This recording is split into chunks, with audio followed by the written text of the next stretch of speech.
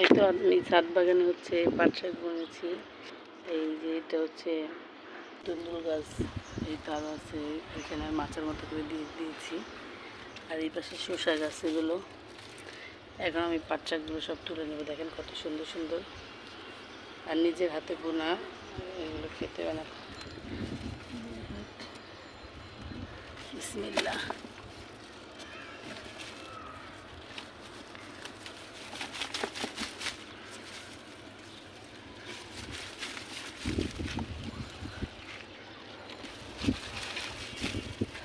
পাতলা করে দেওয়ার কারণও আছে, অন্যান্য গাছগুলো যাতে তাড়াতাড়ি বড় হয়ে যাওয়ার জন্য।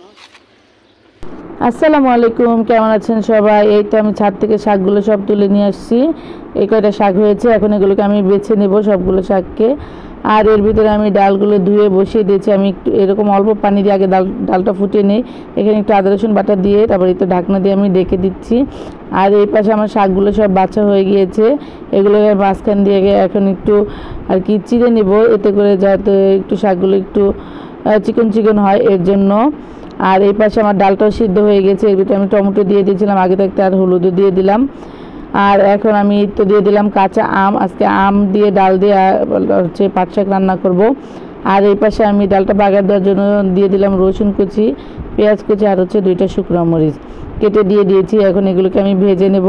আর আমি না ডালে সবসময় পাট শাক আর কি বাগার দেওয়ার আগ দিয়ে দেই, এতে করে পাট শাকটা একটু সবুজ সবুজ থাকে আর খেতে অনেক ভালো লাগে। এই তো পাট শাক দিয়ে তারপরে এখন পাট শাকটা দিয়ে দিলাম, দিয়ে একটু নাড়াচাড়া দিয়ে দিয়েছি। আর এই এখন আমি দিয়ে দিলাম হচ্ছে এই তো বাগারটা দিয়ে দিলাম, রসুন পেঁয়াজটা ভাজা হয়েছে ওগুলো দিয়ে একটু নাড়াচাড়া দিয়ে ফুটিয়ে নেব।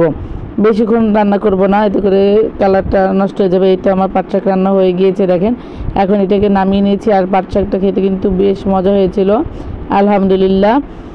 আর এই পাশে আমি গুঁড়া মাছ চচ্চড়ি করে নিয়েছিলাম হচ্ছে বেশি করে পেঁয়াজ আর টমেটো দিয়ে, এর সাথে কয়েকটা রসুনই দিয়েছিলাম আস্ত।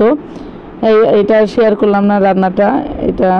আর এই পাশে হচ্ছে আজকে আমি আলু ভর্তা করব একটু ভিন্নভাবে।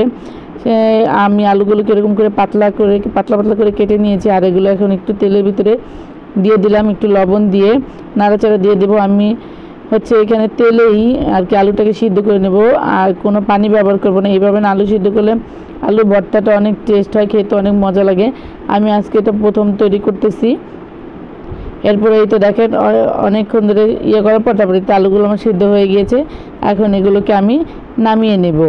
এই তো নামিয়ে নিলাম।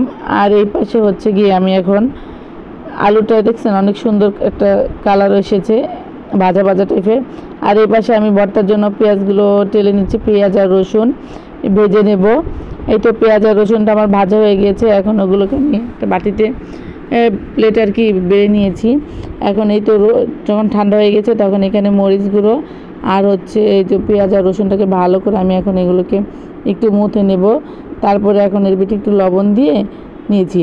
আর এরপর আলুগুলো দিয়ে ভালো করে এই তো চটকিয়ে তারপরে এই তো দেখেন আলু ভর্তার ভিতরে দিয়ে দিলাম সর্ষে তেল ছাড়া তো আলু ভর্তা আমার কাছে ভালোই লাগে না, যে কোনো ভর্তা আমার সর্ষে তেল দিতেই হয়। এই তো ভর্তাটা আমার মাখা শেষ।